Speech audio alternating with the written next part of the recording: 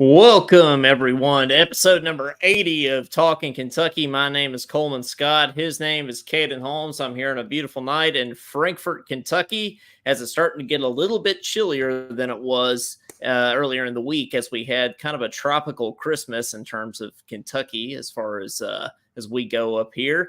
Caden is down in Hanson, Kentucky. How you doing, Caden? Everything going well? You have a good Christmas and everything?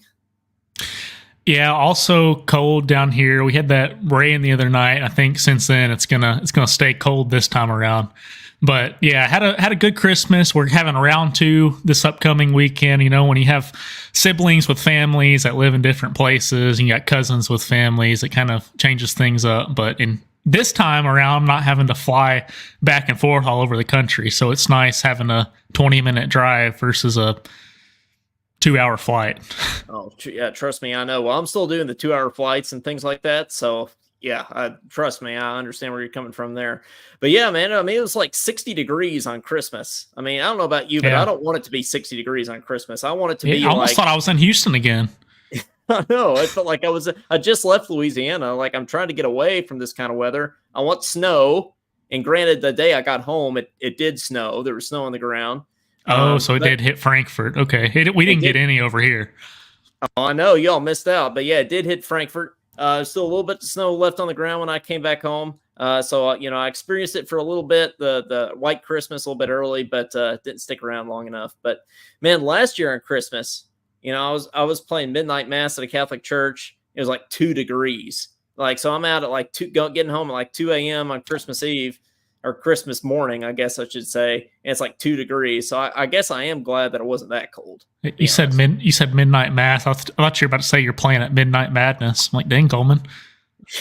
You're lightening up over there on Rupp Arena. Hey, I've always wanted to play at Midnight Madness. Yeah, I was thinking basketball, not necessarily trumpet, but but that's okay. We got some people down here in the comments. Josh Hart is in here. He says, thank goodness, showtime.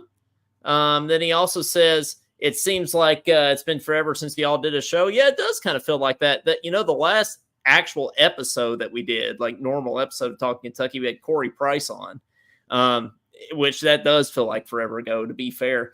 Josh always amazes me. He always comments on both platforms. He's commenting on YouTube and Facebook. So he's like doubling our numbers. Josh's always double dipping. Sometimes he'll call twice. Sometimes he'll be on 2 different platforms. So who knows what's next? It's good to see Pete back in the comments from the Louisville postgame show. Hello, guys from Harlan County. I was just I'm not even kidding you. I was thinking about Harlan County earlier today because Harlan County. You can correct me if I'm wrong, Pete, but I think Harlan County's mascot is the Black Bears, and I think that is the most awesome mascot in the state of Kentucky. It's very specific. Black Bears, not Grizzlies, not polar bears. It's the Black Bears. They're the Black Bears. Yeah. So correct me if I'm wrong, Pete, but I think that's Harlan County or the Black Bears. Clyde says, yeah, it's cold, and Josh says snow's coming. Yeah, that's the other thing. We're starting to get a little bit colder. We're supposed to get some snow. So I'm hoping for it this weekend because, when I come to Kentucky, during the winter, I don't want it to just be cold. I want to see some snow. So because we don't get that down south. You got Lexington in your background there. I'm assuming that's my old dorm. And it made me think that Lexington, it seems like it's colder by 10 degrees than the rest of the state. Every time I was at college, walking down that road in your background, and this might be a segue into our backgrounds here, but it just seemed like it was just frigid, Yeah, no, it might be. And I was wondering if you knew what this was, Caden. I was going to get into that. You're right. This is a good segue. I was wondering if you knew what this building was behind me, but you already said it. This is Roselle Hall. This is Caden and I's old stopping grounds. This is where we lived. I only lived there for a year. Caden, did you live there longer, or were you just a year or two? Just a year. I was in that living learning program on the second floor. I think was all of the music majors lived. Yeah. Well, I lived on the 3rd floor.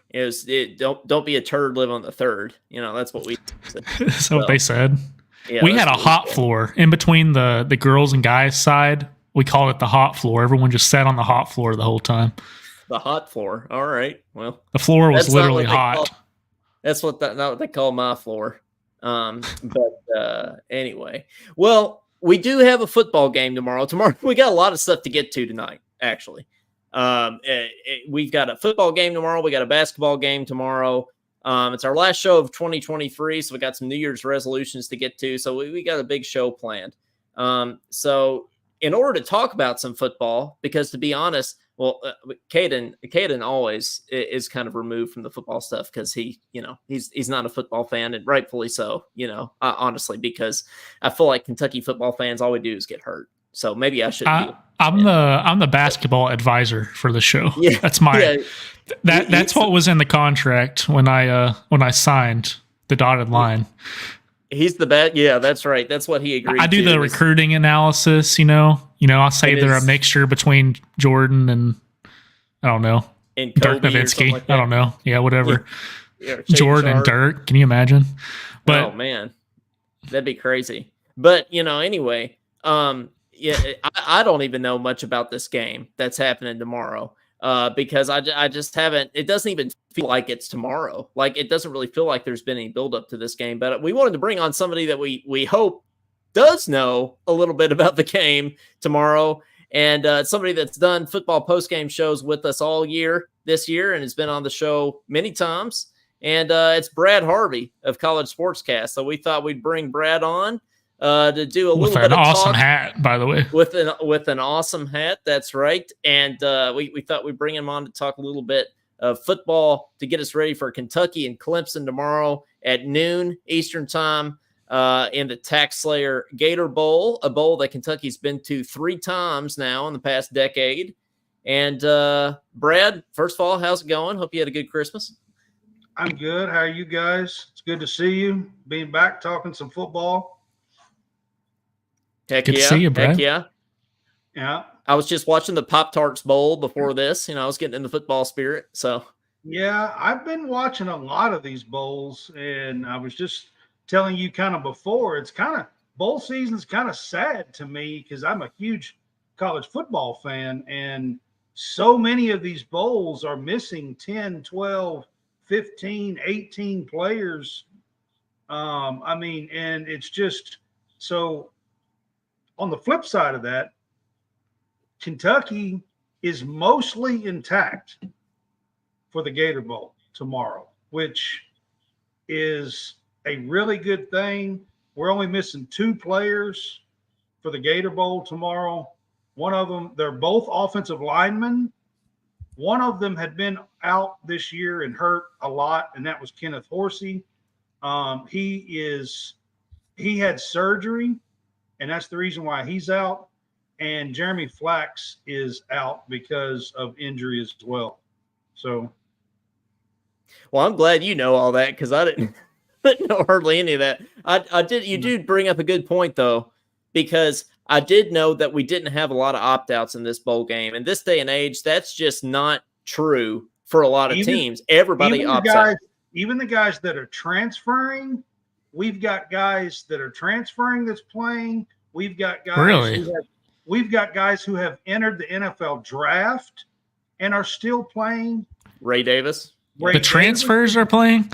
Yes. Hey, that earns some respect in my book. Yes, we got. Now, I'm not saying all the transfers are playing. We are we are missing a few. Well, how many are there? How many transfers? Yeah. There's quite a few, I think. Yeah, we had like 14, something like that. Transfers, I think. We are missing the Wade twins are missing. Both backup quarterbacks are missing. There's a few, but those guys were backups or didn't play. You know what I mean? So yeah, exactly.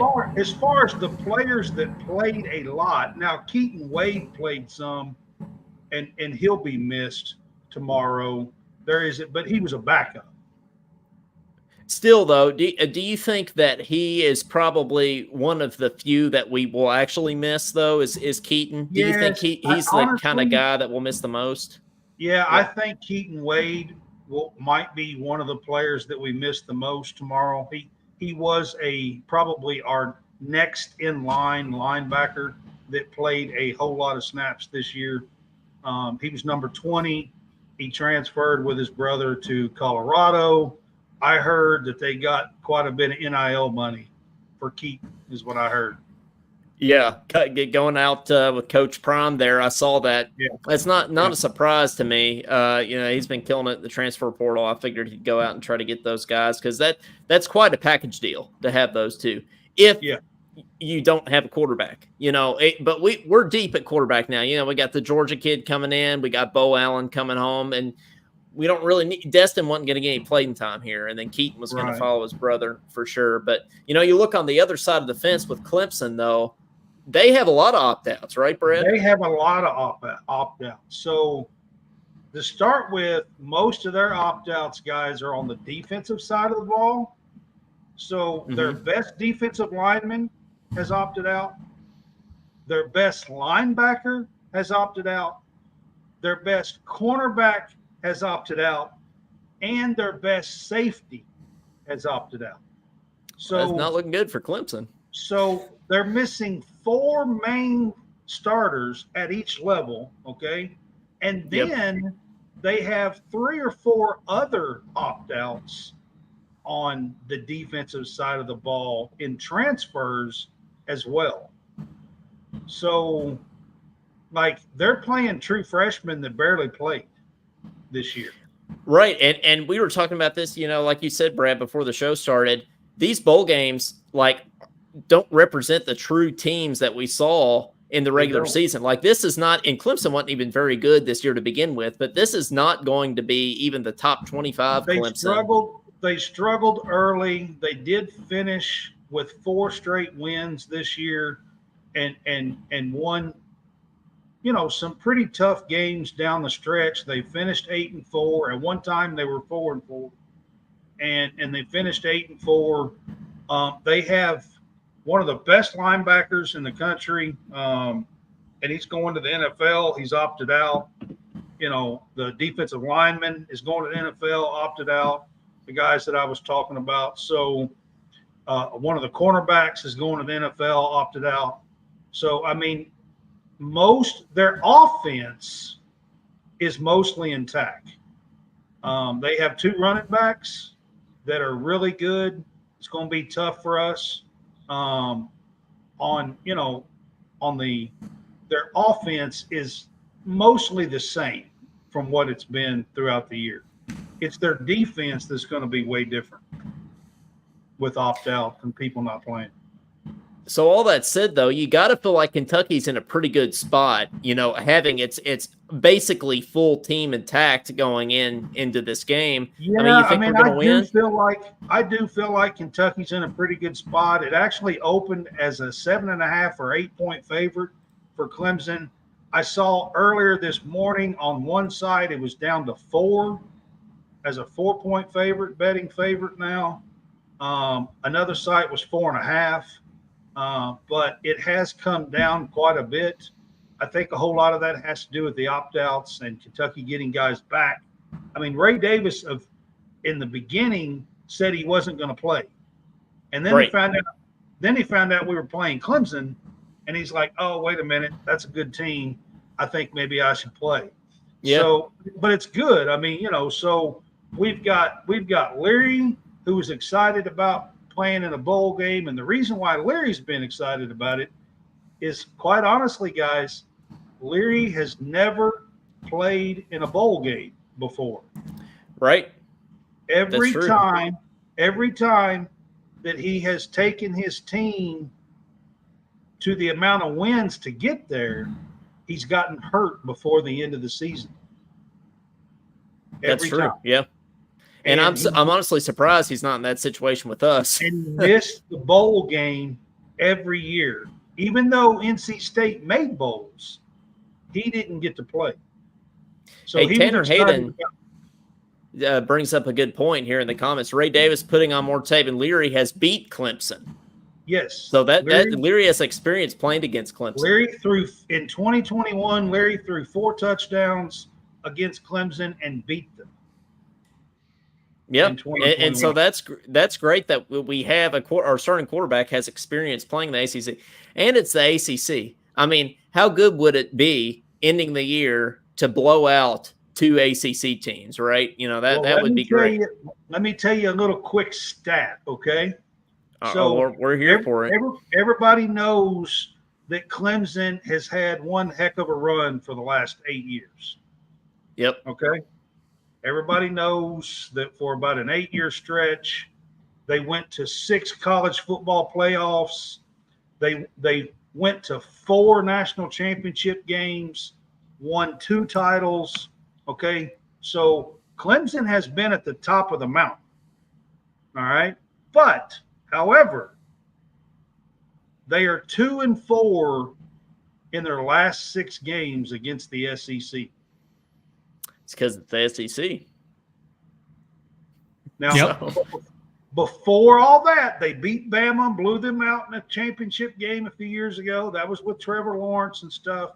But since that time, in their last 6 games against the SEC, they're 2-4.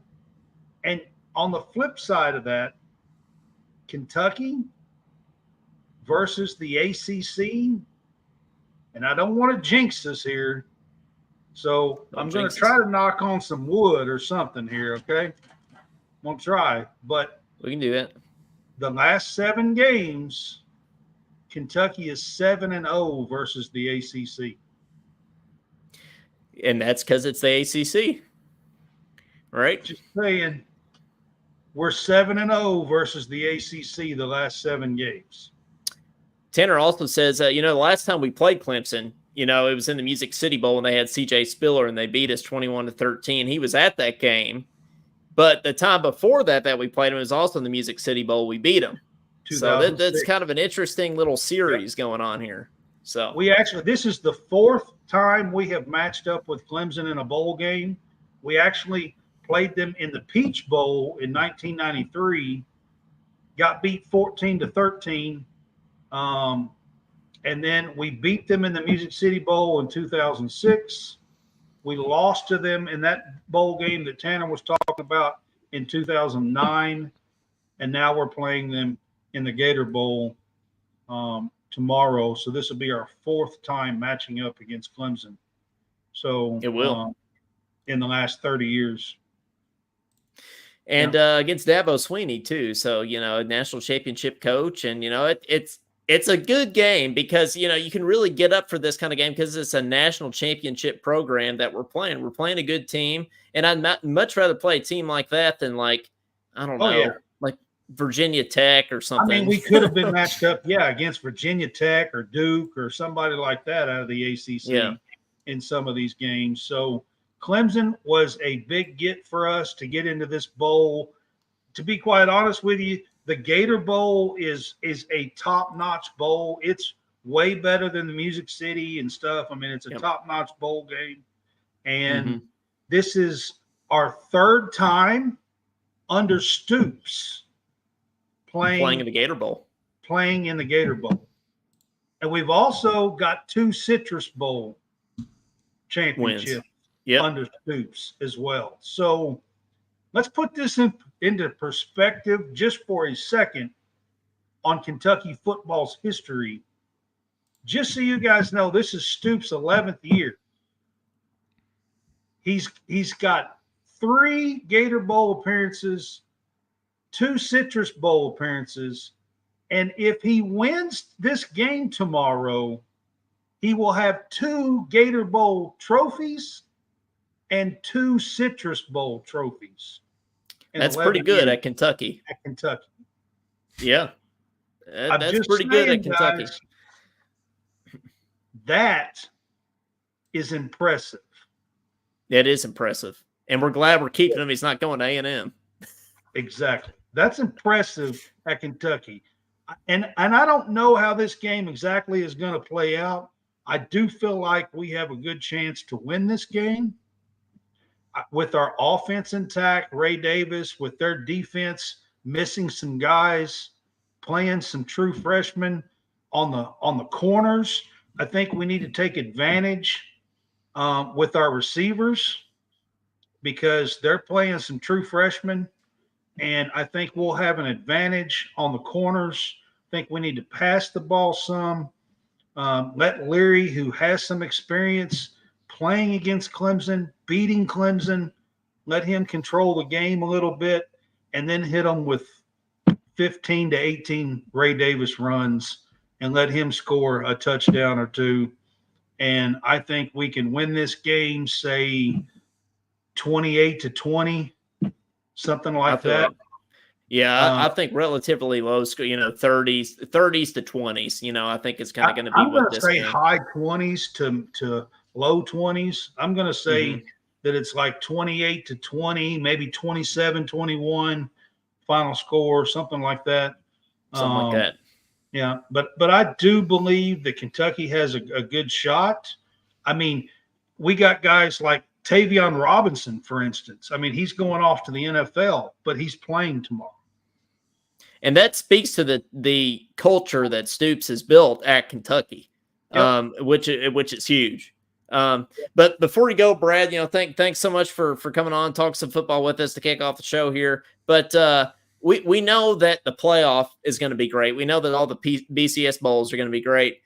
Do you have any like small, like the Pop-Tarts Bowl, things like that? Any little bowl games that you think are going to be good that you want to share with us, or not? Like you said, most of them are just opt-out city. These bowl games, I'll be honest with you. I mean, the Cotton Bowl, which I think is Saturday.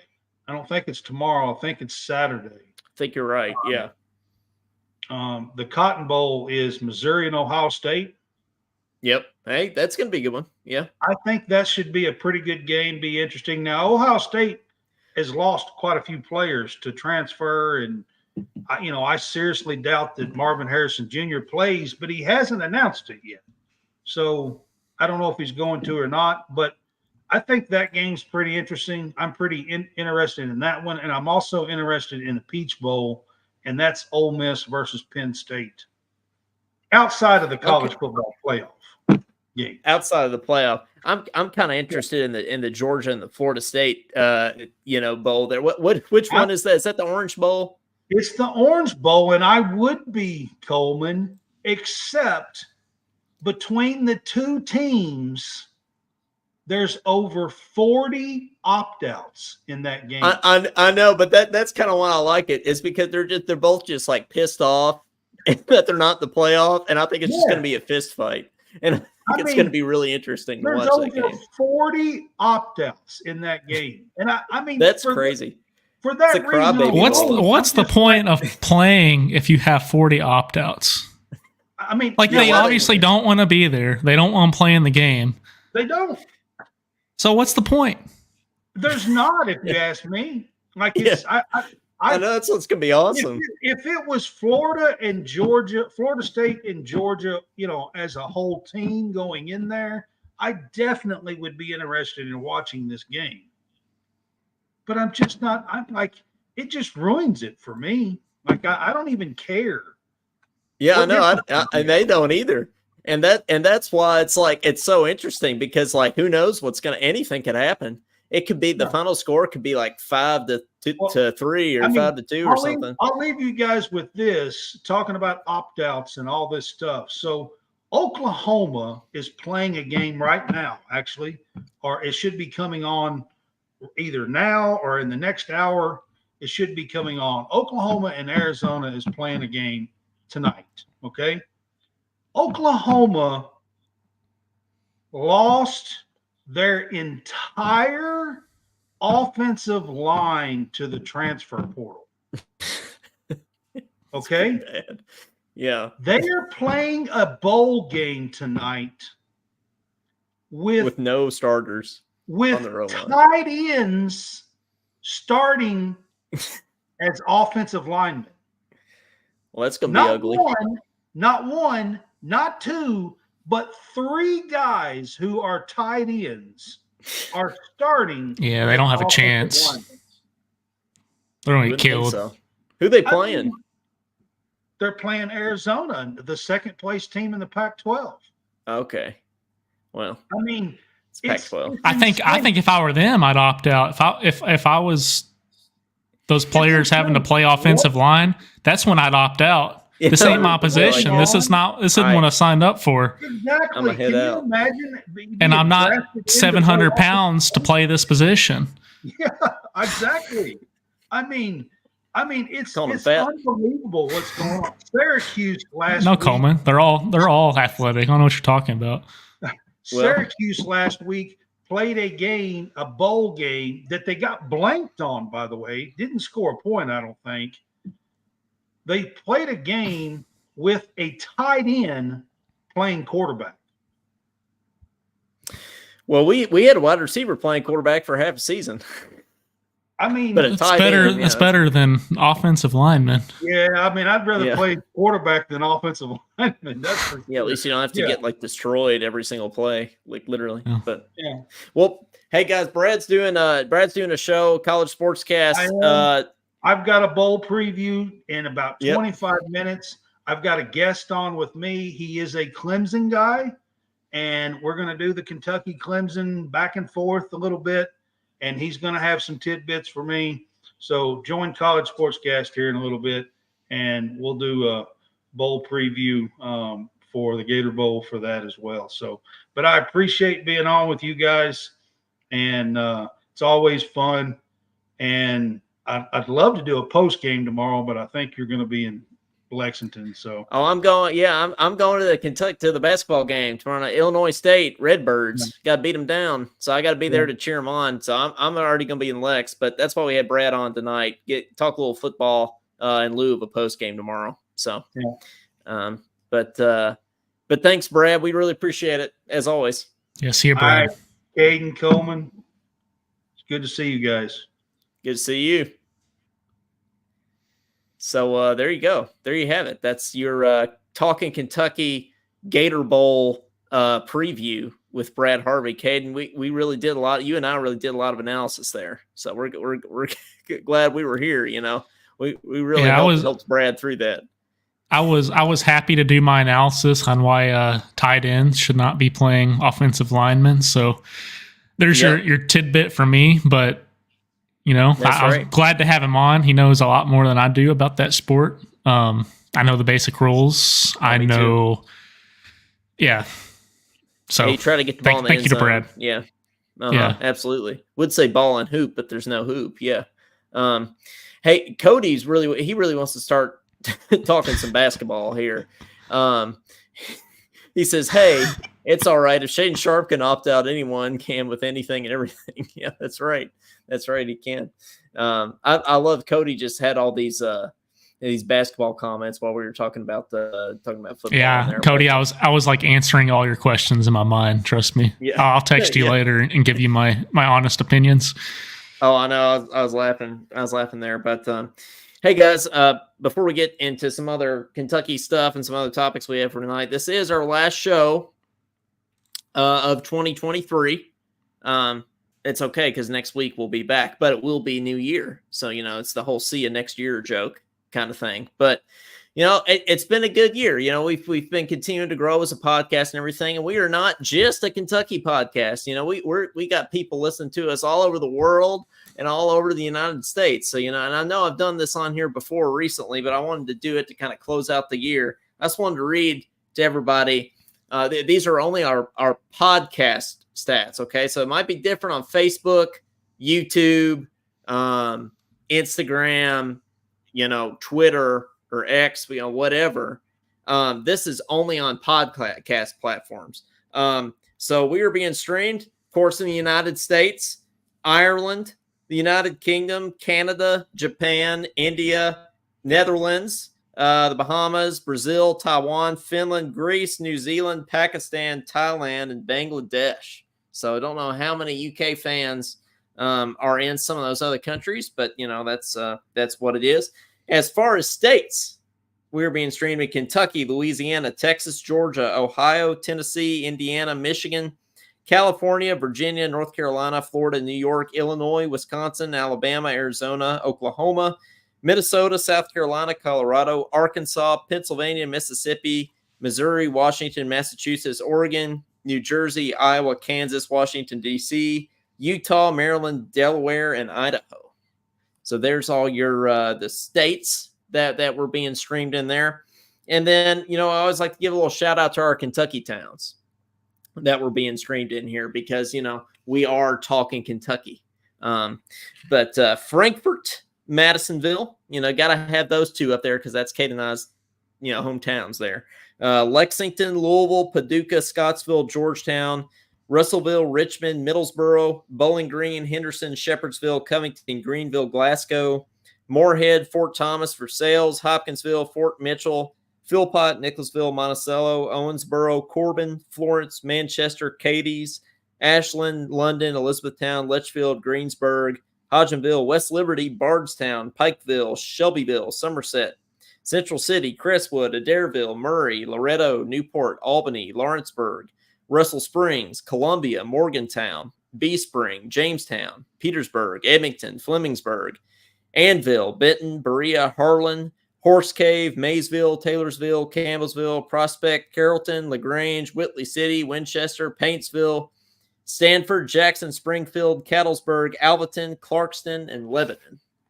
So that's our Kentucky towns we're being streamed in from a podcast standpoint. So just wanted to give a shout out to all those towns, and it's around the country. You might not even be a Kentucky fan if you're listening to this. You might be listening to us and listen to us talk about Christmas movies or pillows or something like that. So, we want to educate everybody, Caden, about Kentucky in general, not just UK sports, but why Kentucky is great, why you need to visit Kentucky, and why Kentucky's the best state. And also why Dillingham should not be on the bench, which I think is what Cody is getting at here.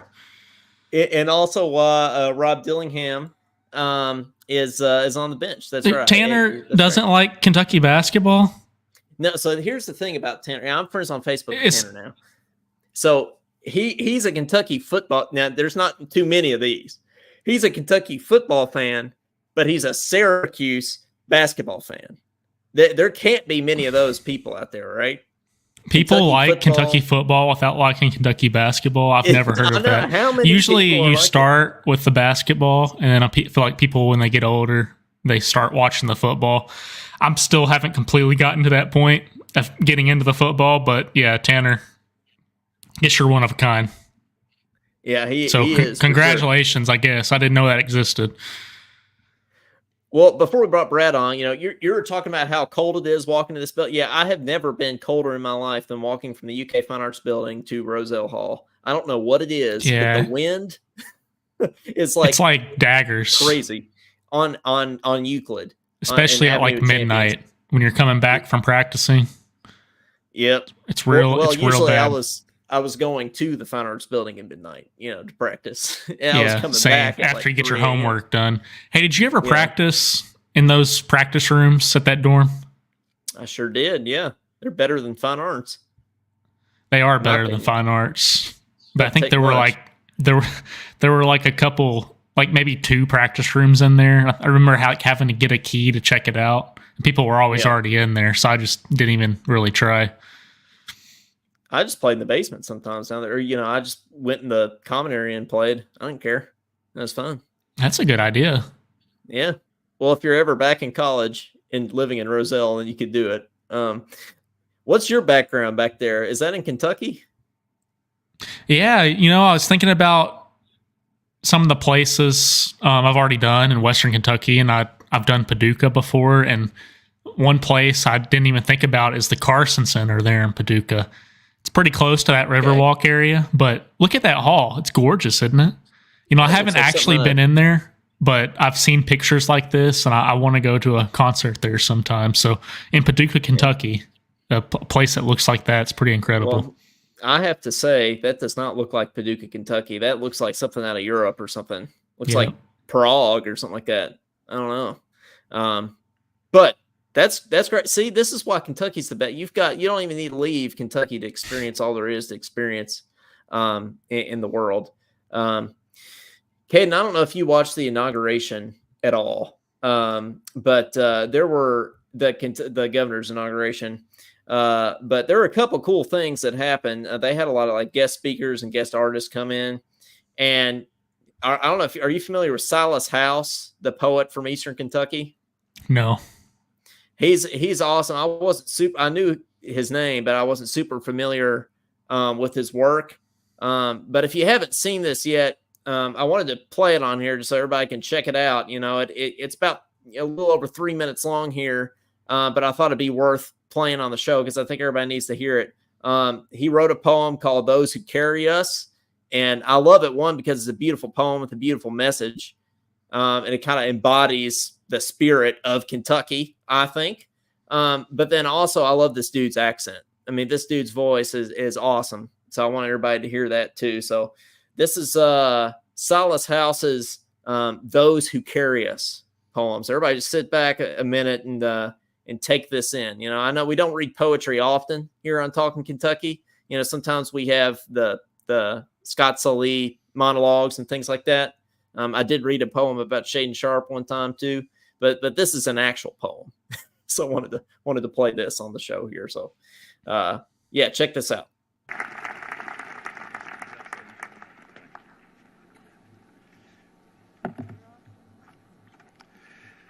Those who carry us.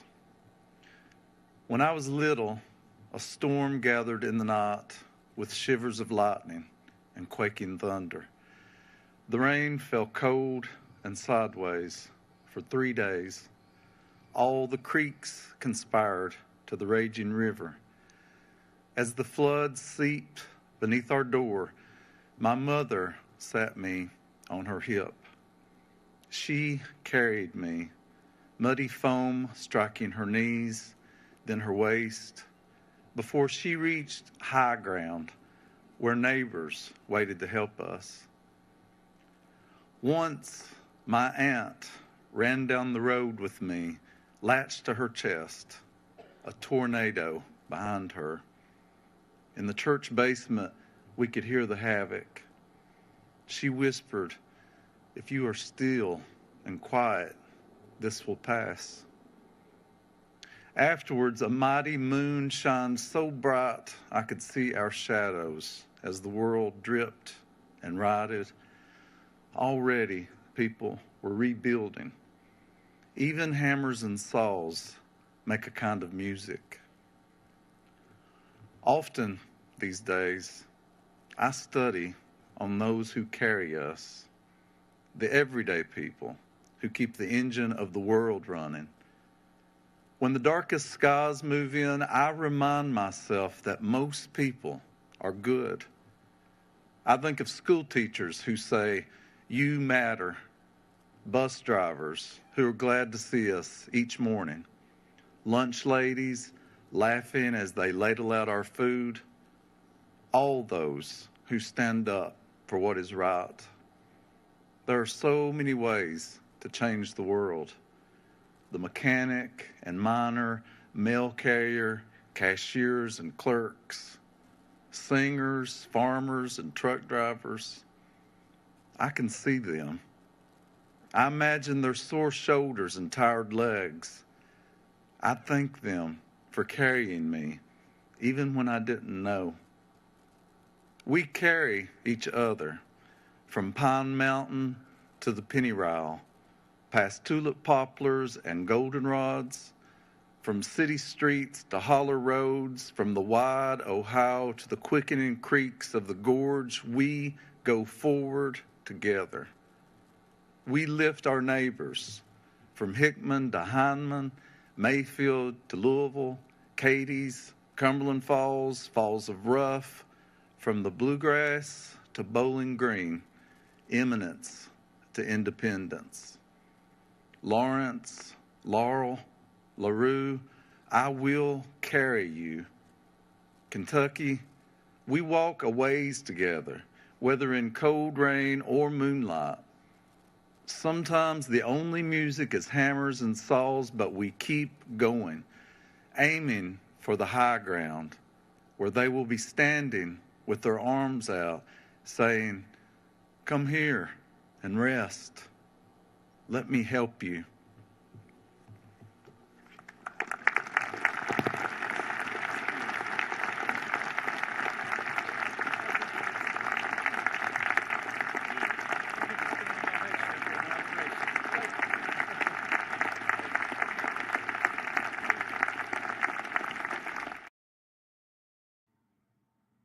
Yes, I just think that's awesome. One, his voice is just great, but yeah, the message of that, and just with all the tragedy that's hit Kentucky in the past couple of years with the tornadoes in Western Kentucky, and then the floods in Eastern Kentucky and everything. I just thought it embodied the spirit of the state, and definitely wanted to play it on the show because this Talk Kentucky is about the state of Kentucky, not necessarily just UK sports, so we got to talk about the state, our pride in the state as a whole, so. Yeah, I liked, like you said, his voice. It reminded me, I feel like Drew Burt got up there and started talking because it's that deep Eastern Kentucky accent. It's amazing that he memorized that whole thing. He wasn't even looking at his sheet.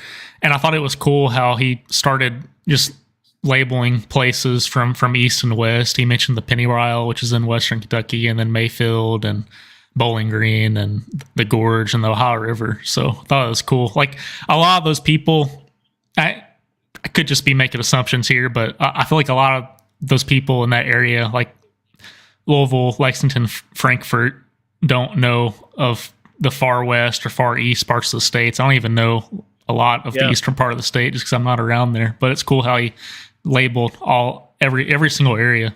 Thought that was neat. Yeah, and it's really, Central Kentucky, Western Kentucky, and Eastern Kentucky. And I try to explain this to people outside the state. It's really like 3 different states. I mean, we're all unified for sure. Yeah, it's like 6 hours across, isn't it? Yeah, driving. But it's like 3 different cultures. Yeah, it's hard to explain to people if you're not from here. It's hard to understand that. And then the accents. We kind of have a twang. But then Eastern Kentucky, you have like a deep, like thick accent. Like I feel like the further east you get, the thicker your accent gets. And it's funny, even like I listen to Drew Franklin, for example, talk, and I feel like I hear my voice in his, and he's from Madisonville. So there's just subtle differences with depending where you're from, and like a 6-hour radius. No, there absolutely is. And that's one of the things I think I love about Kentucky the most, because I don't know that there's many other states that are like that. I mean, Louisiana is kind of like that because you sort of have like the true like Cajun like accent, like really far south. I feel like in New Orleans and stuff, but then it's like different up north. Or even have you seen that video? There's some video of some lady that does like, I swear, like 50 different accents. Different parts of the US or different parts of Europe or even like Australia. She nails all of them. Yeah. It's really good. I don't know how you can do I can do like 3 and not well. So it is it's great. Yeah, Tanner says Eastern Kentucky accent to West is totally different. Yeah, if you listen to Silas House, who just spoke, versus me and Caden, but especially Caden, I feel like I even have more of an accent than Caden does. I feel like Western Kentucky is just, I don't know, it's just different. It's not like you don't have an accent, it's just more mellow or something. I don't know. Yeah.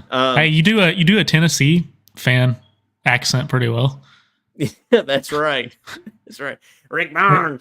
Rick Barnes, my daddy. Is that what you say? Yeah, Rick Barnes, your daddy. Your daddy. Yeah. I said my daddy.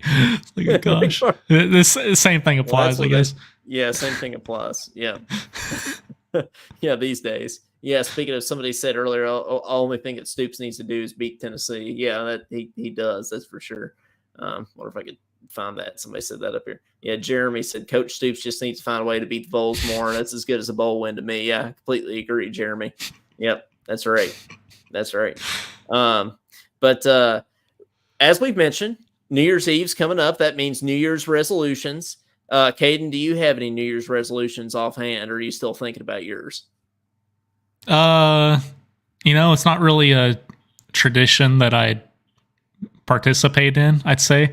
Most of those people, they have the resolution, and within the first week they break it. And my thoughts is, if you have a resolution, you should get it started, whether it's January 1st or May 5th or November 30th. Just go ahead and do it, Just go ahead and do it. You don't need to wait. Why be better tomorrow? Be better today. What is this thing? I'm going to do it. I'll do it in a few weeks from now. I'll just wait till the new year to do it. That's called procrastination. I know. I feel like a lot of people just think that, like, your life will magically get better on New Year's Day. I don't mean to depress everybody, but that's not what this is. Your life can get better right now if you want it to. It's up to you. But that's what I'm saying. What do you think, Caden? I have the list of the top 10 most broken New Year's resolutions in America here. And I want to see if we can name all these. So do you have any off the top of your head coming to mind of in the top 10 most broken New Year's resolutions? Number 1 is I'm going to get in shape. Yeah, exercise more is number 1. That's exactly right. Yep, you nailed it. I would say quit drinking alcohol is another one. Yeah, quit drinking is another one. Quit smoking is another one. Quit smoking is another one on there. Yep. I'm going to stop drinking pop. Pop is not on there. No, actually. Or I'm going to eat healthier, I guess. That I think that might be roped into losing weight kind of on here. Okay. So but you might be able to rope that into that. But yes, I would categorize that. I'm going to stop cussing. That's probably another one. I don't see stop cussing on here. It sounds like America doesn't want to stop cussing. America's just fine with cussing. Yeah, they're fine with it. But we have exercise more as number 1, lose weight's number 2. Number 3 is get organized. That seems kind of broad to me. Get organized. Get what organized? Keep your life organized, I guess. Yeah. Number your life, 4 is your house, your car. Everything. Number 4 is learn a new skill or hobby. I feel like that's a big one too. Number 5 learn guitar for about 2 days. Yeah, right. Yeah. Or learn piano or something like that. Number 5 is live life to the fullest, which, speaking of broad, that seems pretty broad. I feel like different people can have different interpretations of that one. Number 6 is save more money / spend less money. Number 7, as we've already established, is quit smoking. Number 8 is spend more time with family and friends. Number 9 is travel more. And number 10 is read more. Okay. So if you choose any of those as your New Year's resolution, be prepared to break it within the first week or so. But, I need to be thinking about some New Year's resolutions for me because I like to pick something that's attainable. Which one out of those 10 do you think is the most attainable for you? The most attainable for me? Well, gosh. Or which one is the most likely for you to do? The most likely for me to break, you're saying, or the most likely for me to succeed at? To actually pick and succeed with. Gosh, I would say I don't think really quit smoking applies to me. I don't really think lose weight applies to me because those aren't things that really, I'm trying to do. I don't smoke and I don't need to lose weight. I need to. I already exercise a fair amount. I guess I could exercise more, but what is more? I can't really travel more because I don't have money. I think read more. I think that's the thing. I have a lot of books, and sometimes I think I just wish I could drop out of school and just stop everything and read more. But really, I can make time for 5 to 10 minutes a night of reading. I feel like so. I feel like read more is probably the most attainable for me. Yeah, mine would be that broad one. Get organized. I think. I just look around my house, and it's not crazy. I'm not a slob, but it's okay. I need to organize and clean my house, and I just be disciplined. I want to be more disciplined. I think that's what I would go with. Hey, you'd be a good basketball coach, Caden. You just need to be disciplined, more disciplined. We can do it. So, and we can get into some basketball. Speaking of here, as Kentucky, as we saw last week, beat down Louisville yet again. Kenny Payne is still the coach. Caden, are you surprised Kenny is still at Louisville? I am, but did you see that comment? It was like Kenny's going to be our coach for the foreseeable future, or basically till the end of the year is how I took it, but I could be wrong, just like I was the first time. Could be 20 minutes or 20 hours or whatever, right? Like we were saying on the last show. But no, I was surprised, and I, Cody was kind of telling us, I guess Louisville doesn't have the money to bail out Kenny Payne or whatever. And I guess that's the case, right? I mean, because how could you not fire him, right? You can't truly have confidence in Kenny Payne at this point. Did you see that link going around, the GoFundMe? I have not seen the GoFundMe, but I'm not surprised that there is one. Well, is it one to get his buyout? Oh, yeah. Yeah, that stuff happens with everyone. But I wish the best for him because, like we have stated, we like Kenny Payne. Yeah, we don't have a problem with Kenny Payne. I hope he succeeds. I can't imagine like what he's going through right now with all of this. And I know some of it comes with the territory. Like you pick going to Louisville, like it's going to be tough. And he probably knew it was going to be a challenge. So hopefully he can turn it around while he's still the coach there. Absolutely. But hey, we'll take him back. If he comes back. I think he's good as an assistant. We've already talked about Orlando Antigua went off to USF and wasn't successful as a head coach. Now he's back as an assistant doing great. And I feel like Kenny can be the same way. Because he succeeded as an assistant everywhere he's gone. I think he can be an assistant for the rest of his career if he wants to. Let's bring them all back. John Robick and all of us, Hey, we be need like John 2012 Robick over again. Well, I mean that's a good theory. year. That's the theory. But we're ranked number 8, I believe, right, in the AP poll. Is that what we're up to now? Is 8th? Yeah, we went up one spot after smashing Louisville and everyone else losing. Yeah, how do you feel about that? Because on the one hand, I don't think you can be in the top 10 and complain about it after losing to UNC Wilmington. That's exactly my thought. But on the other hand, yeah, you're right. Other people did lose, and theoretically we could see ourselves being higher in comparison to everybody else. But yeah, at the end of the day, I go back to I don't think you can complain about being in the top 10 after losing to UNC Wilmington. I just don't think you can. After losing to UNC Wilmington, we shouldn't even be in the top 15, I'd say. So I'll take 8. But we got some comments here, Coleman. Jaden Smith, what's your thoughts on Bradshaw? Has he lived up to the hype? People were saying he came in like he was going to... They didn't say he's going to be Anthony Davis, but there was a lot of hype around him. And I'm not going to lie, I don't think he's completely lived up to it, but I want to give him a pass because he was injured and everything, and he's kind of making his way back. I think he's going to play an integral part of the team. What do you think? He's in the ramp up period, as Cal. Is that what they say? Says. He's in the ramp up. Yeah, he's still in the ramp, and so is Big Z apparently. He might be getting on the ramp to get on the plane to go. He's getting on the ramp down. Yeah. But that's a whole nother thing. But yeah, Bradshaw, I mean, I think he's played well. I mean, all things considering, Bradshaw is playing well. I think that's what I would say. I was expecting him to play at the start of the season and just kind of be dominant all year, but he obviously hasn't been able to play until now. So I think given the circumstances, he's playing about as well as you could ask him to play, to be honest. It kind of reminds me of the Jared Vanderbilt situation. Remember, Vanderbilt was like injured over half of the year or 2/3 of the year, and he came back and he was fine. Jared Vanderbilt, I feel like never really hit his stride completely at UK, and then he ended up going to the NBA. I remember the first time they put Jared Vanderbilt in, everybody got all excited, think it was going to be like the next Michael Jordan out there, and he throws up a shot, it like hits the corner of the top of the backboard, and we're like, uh-oh, looks like he sucks, kind of thing. It was his ramp-up game. Yeah, it was his ramp-up. But anyway, I think somebody just tried to call the phone line, which we haven't necessarily opened. Did they?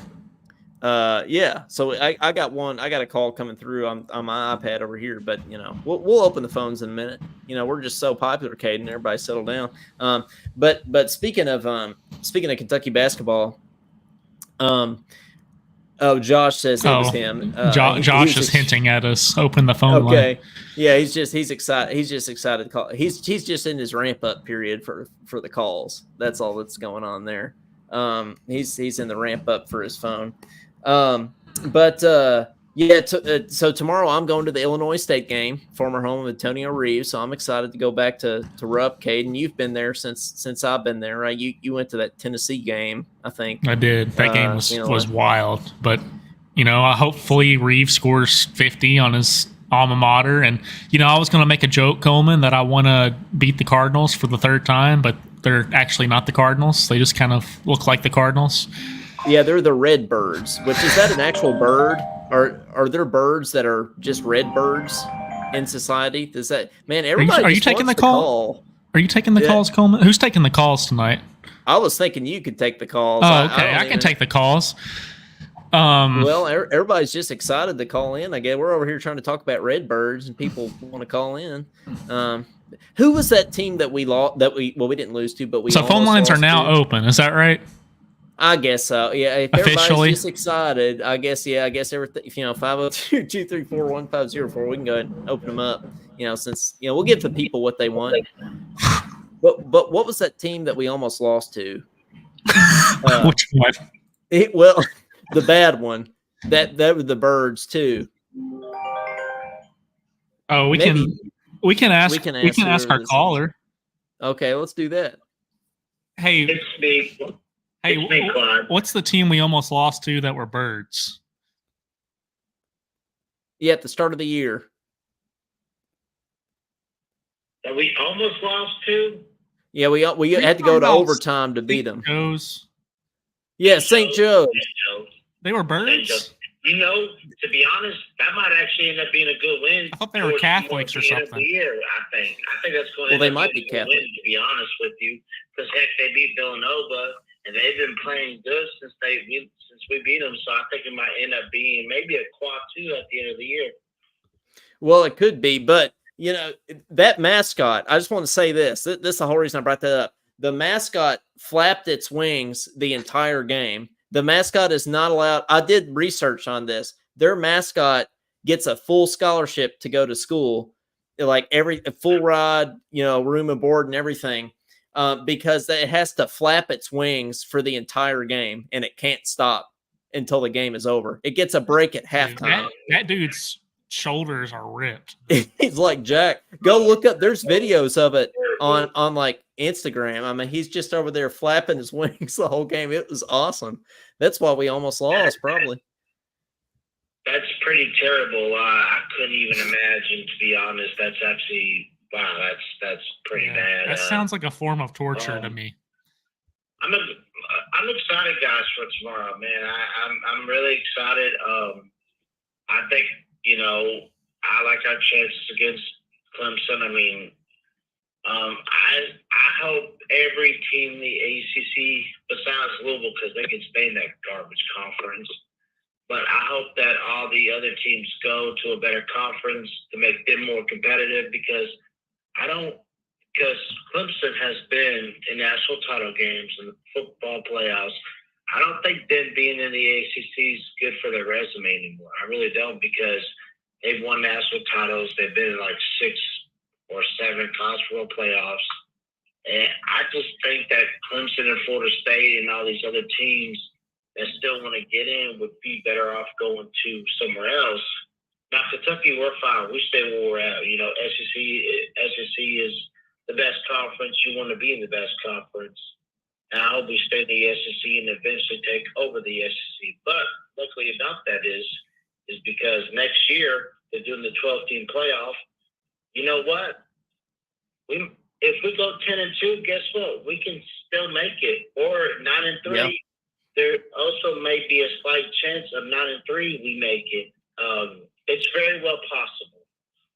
Yeah, but those losses, Coleman, might agree with this. Those losses, if we do that, it's going to have to be Georgia and Alabama. You can't be losing to South Carolina or something like that. What do you think, Coleman? Well, this year, there's a chance that, that those could have just been our 2 losses, right? To Georgia and Alabama. Of the other games we should have won. We should have beaten Missouri. We should have beaten Tennessee. We should have beaten South Carolina. Those all came down to the wire. The only 2 games we were never really in were Georgia and Alabama. So I think it's definitely possible in the right year. And you don't have to play Georgia and Alabama every year. I mean, this was a weird year in that respect.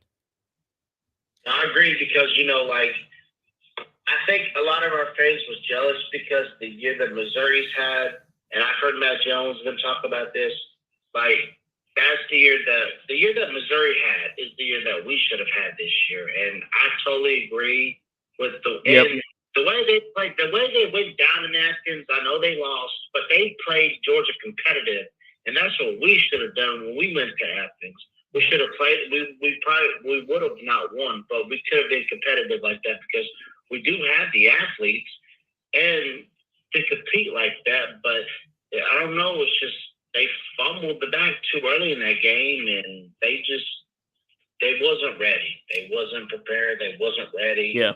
But I feel like for Louisville, they was because Mark Stoops, he's familiar with kicking Louisville's ass every year. So I feel like, this beating them gives me more confidence to beat another ACC team tomorrow. And I think we'll win tomorrow 28-17. And my player of the game is Ray Davis. I think he rushed for 2 touchdowns, and I think he rushes for 150 yards. He's pulling all the stats. Stats are going home with the Taxpayer Bowl trophy. Yeah, and I think it's safe to say we broke Louisville, too. Yeah, we broke Louisville. We really did. Coleman, you said that so perfectly. And what's funny about that, before I go, what's funny about that, I made a post about that, too. I said we broke Louisville. Or no, I think I said Loserville. But, yeah, we really did. Yeah, of course. Yep. Yeah, they are a dumpster fire program, that's for sure. Before we let you go, what's your basketball score prediction? I think we'll win by 18. So I'm going to go 88-70. So that's 18. So, and my player of the game, I think Antonio Reeves because it's his former team. I think he goes so. off. So. Well, I was going to say the better question is how many points does Antonio Reeves get tomorrow night? Yeah, that is the better question. I'm going to go with he's safe to go for 20. So I'm going to say 28. I'm going to say 27. I'm gonna say 30. He gets in the 30s. I'm gonna be there, so I'm gonna cheer him on to 30. There you go. You better and get you an Antonio Reeves jersey afterwards, Coleman. That'd be dope. That's right. Thanks for calling in, Clyde. Absolutely. 502-234-1504. I have some other topics to get to, but we'll take a couple more calls, then we'll kind of start to wrap things up here as we're hitting the hour mark here. But I'm sure Josh wants to call in here. 502-234-1504. Hey, I could see a 30-piece Antonio Reeves tomorrow night. Must be Josh. Must be. Is this Josh? Yeah, it is Joshua. How are you guys? Dude, you're ramped up for this show, weren't you? He's ramped. And pumped. Well, yeah. I mean, you guys been gone for a while, and it's been kind of boring with our shows and nothing to talk to, and our chat group going crazy. But yeah, you never know what you're gonna get with that chat group. No, that's sure right. But yeah, it's I was very, very excited about your all show. As soon as I get off the phone, I'll probably jump in on Brad's a little bit. But yeah, it's a very exciting day tomorrow for us. Very. What are your thoughts about Clemson? Like, do you think it's going to be a blowout? Do you think the ACC sucks? I mean, what do you have for us? Yes. I think ACC sucks. I read today, and I don't remember if I shared it to the chat group or not, but there's talk that is Clemson is considering coming to the SEC if Florida State goes to Big Ten with Michigan and Ohio State. Coleman, why would teams want to come to the SEC? Like, don't you want to be out of the SEC so you feel like you have a fighting chance?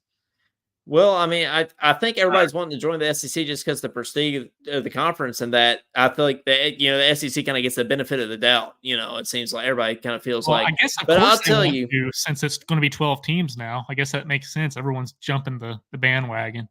I don't think that Clemson and the FSU came both to the SEC. That would be crazy. I don't think they let them in, but it would just be nuts. I don't think they let them in. I think they'd let North Carolina in because of the prestige they bring from football and basketball. But you look at Clemson, they're not a basketball school; they're a football school, and right now they're not even really a football school. So I don't think we even let Clemson in. I know we wouldn't let Florida State in. So can you imagine playing North Carolina home and home every year in basketball? I would love it. Yeah, with force Cal to do it. Bring them and Duke. Let's do it. That's what I was going to say. If you can't bring one without the other. You got to bring Duke too. Let's put Kansas in there while we're at it. Yeah, man, throw them all in. There you go. But yeah, no, I've seen stuff. Bring Kansas. We'll have to go party. Yeah. Yeah, I've seen stuff about that, but I wouldn't want Clemson. I wouldn't want Florida State. I would want Carolina, and honestly, I'd be fine with Duke. Put Carolina and Duke both in there. I don't care. I think that'd be awesome. I think what we got now with the addition of Texas and Oklahoma is going to work out just fine. I don't think we need anybody gone. I don't think we need anybody else to join. I think we have a perfect conference now. Oh, I think we do too. But I think on the basketball side of things, the SEC over the past few years has gotten so much better. But if you were to add North Carolina and Duke, you would definitively be the best basketball conference, no questions asked. You got Kentucky, Duke, and Carolina. It would be hands down the power one conference in all. And the ACC would be absolutely terrible. College sports. Yeah, the ACC would have nothing. Like the Pac-12. ACC would go D3 after that happened. They would be Scrooged. It would be Scrooged. Well, Josh, before we let you go, do you have final score predictions for the games tomorrow? Let's see here. Final score predictions for the basketball. I'm going to say 92-72. Cats by 20 in that. And I'm going to say 31-24. Cats victorious over Clemson in the Tax Slayer Bowl tomorrow. And what does Reeves go for? 50. 50? Oh. 50. All right. Oh, I did say that in the chat, didn't I? I said Reeves better go for 50. Yeah. I'm changing my pick, Coleman. 50. Going 50? Go on. Let's go. I'll take the over on that. All right, Josh. Well, thanks for calling in as always. Yeah, man. Thanks. Appreciate y'all's show. Go Cats. Go Cats. Okay, so we got to do our predictions to round out the show here. One, we got to do football score prediction, Illinois State score prediction, and how many points does Reeves get tomorrow night? For the football, I really like that 31 for some reason, so I'm going to go 31-28. Kentucky wins the Gator Bowl. For as far as the Illinois State game, I'm going to go 95-76. We beat Illinois State, and I'll say let's go Reeves for 50. Yeah. Why not? I don't know. Reeves for 50. I think I'm gonna go. Gosh, 28. My first two were rational, and the last one was not at all. 28-18. UK. 28-18. Is that a football score? Is 18 a football score? I'm making it a football score. And then basketball, I'm gonna go. Illinois State can't be good, can they? They don't even have Reeves anymore. I'm gonna go Kentucky. Reeves, Kentucky's gonna get in the 90s. So I'm gonna say 92-64, and then I think Reeves we definitely for 50. get in the 90s. Reeves for 51. Screw it. 50-51. You're gonna Price is Right me. Okay, all right. He's gonna be 1-3 away from tying the record. Yeah. Okay. All right. Well, that's what it's gonna be. All right. So it's a big day in UK sports tomorrow. Everybody, please enjoy that. We got the Gator Bowl at noon Eastern, and then we got Kentucky taking on Illinois State Redbirds, who knows if the mascot will flap their wings the whole game or not. I'll be on the lookout for that. I'll be in there. If any of you, Caden, do you think people know who we are by now or not? You know, I feel like I go out and I wear my Talkin Kentucky hat, or I tell people that we have a podcast. And I say it's Talkin Kentucky, I expect them to be like, oh yeah, I've heard of that, because that's happened a couple times now. And the fact that, people don't say that, I get a little disappointed. No, well, I had that one person say, are you Caden from Talkin Kentucky? But turns out they're a trumpet player that knew you. So yeah. I don't really count that. You don't really count that one. Right. Oh, Pete makes a good point about the North Carolina and Duke rivalry. You destroy a good thing by doing that. That's why we have to bring both, Pete. Yeah, they just bring both. Yeah, that it's a package deal, just like the Wade twins. Yeah, That's right. got to bring both of them. But yeah. So yeah, well, we'll round out the episode here. Big day tomorrow. And yeah, oh yeah, that's right. I was gonna pull up my section, just in case anybody's around at the game. Who knows? We have William Neat works at Rupp Arena. So he might be there, so if he's listening back, I'll have to find him. Let's see. I got to go to my Apple Wallet here because my Apple Wallet has my ticket in it. They do everything electronically now. Okay, and these kids today they don't like the paper, so you got to have the ticket on your phone, and everything. I'm in section 233, row M, seat 11. So if anybody's in section 233 tomorrow, and you happen to listen to our podcast, just wear your hat and they'll be swarming you. I'll like be they the did one. Us last year. Remember? I'll be the one. Yeah, that's right. Nice. They're offense, actually Cal. wondering why we were doing L's down at Florida A&M. They didn't know who the heck we were. They probably just thought we were idiots. That was a year ago. I could change in a year. Yeah, Clyde says 233. All right, cool. Is Clyde going to be at the game? Probably. He's going to break in. He's going to go in the side door at Rupp and come to section 233. Hey, I feel like there'll be some empty seats up there. Coleman, the tickets have gotten the tickets have gotten so expensive, man. It's like I spent damn near $100 just to get in the door in the upper arena. For Illinois State. If you're upper arena, you're going to be paying $30 for a terrible opponent and $50 for a kind of terrible opponent. If you want to see a good game, it's going to be $100 even for upper arena. So yeah. Coleman, I was going to say, we forgot to do something, and Josh literally did our research for us. Oh, is it the holidays? It's National Bacon Day. Well, yeah, so that's the only important one. I love bacon. That is the only important one. But I know Josh likes the holidays, and I have been forgetting to do the holidays. I feel like that should be our collective Talkin' Kentucky New Year's resolution, is that we don't forget to do the holidays anymore because Josh likes the holidays. It is National Call a Friend Day today, so that's one thing that it is today. And it's National Bacon Day. I wonder what else it is here. It's not want to load for me. It just says National Friend Day and National Bacon Day. Well, that's all you need. Friends and bacon. Say the 28th. It's the 28th. Yeah. Card playing day. Are you a big card player? Card playing day. I can get behind that. Yeah. I don't know many games, but yeah, I like cards. Holy Innocents Day. Are you innocent? I'm innocent. I don't know if I'm holy. Depends on the day. Depends on the day. Yeah. Or how mad you get at music school. Kentucky. Yep. Or your trumpet playing. Or yeah, music how school. your trumpet playing's going.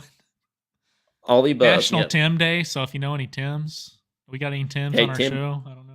Tim Brandstetter. Yeah, it's National Tim Day. Yeah, it's the Pledge of Allegiance Day. So we love our country. So pledge allegiance to the flag of the United States of America. God. That's right. Yeah, indivisible. But well, on that note, Reeves will go for 50. We'll win the Gator Bowl, and we'll beat Illinois State by 20. So I mean, that's what's going to happen. You heard it here first. State Cardinals / Redbirds. Redbird is a Cardinal. I think they're. I don't agree with that. Hey, I think it's all the same here. But well, guys, as they say, the cliche statement. We'll see you next year. We'll see you next Thursday night for episode number 81 of Talkin' Kentucky. Last thing we got to do is name this episode, Caden. Well, we already have a Talkin' Reeves Almighty.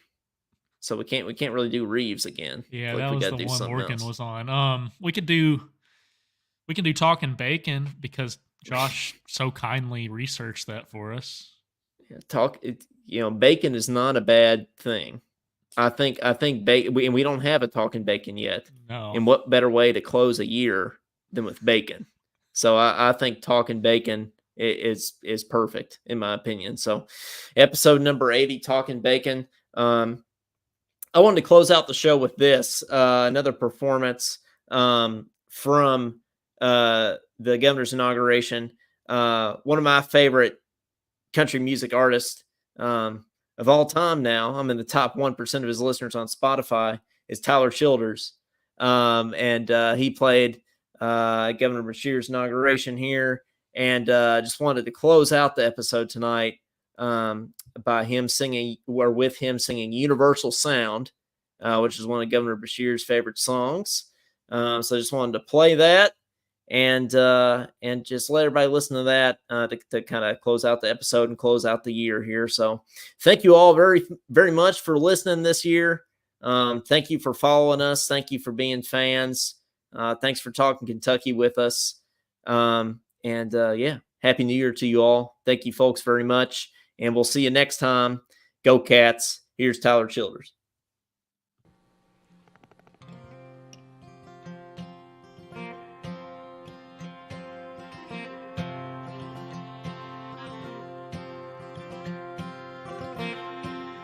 Up in Pocahontas, in the cranberry glades, they ain't got bars nor the charge to call her anyways. My mind's a mile a minute, and my thoughts they bark like hounds. I focus on my breathing and the universal sound. I think about my darling girl sleeping all alone. I pray the stars will shoot her all the wishes she can hold. On the day that I return, I aim to lay her down. But right now I'm focused on the universal sound.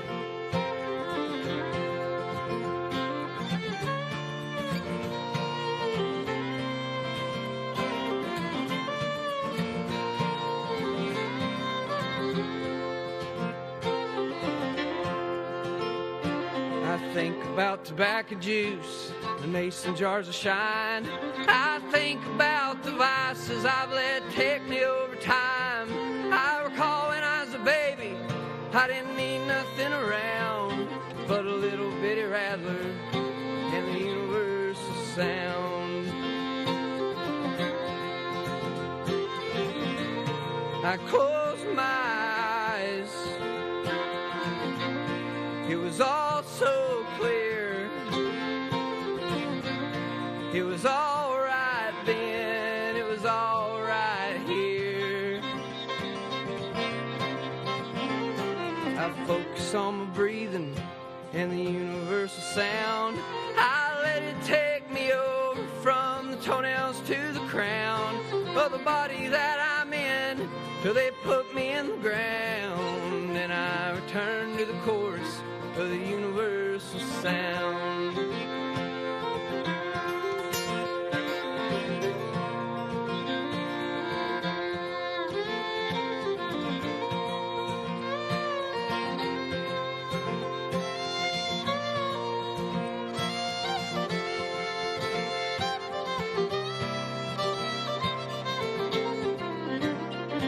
I've been up on the mountain and I've seen his wondrous grace. I've sat there on a bar stool and I've looked him in the face. He seemed a little haggard, but it did not slow him down. He was humming to the neon of the universal sound.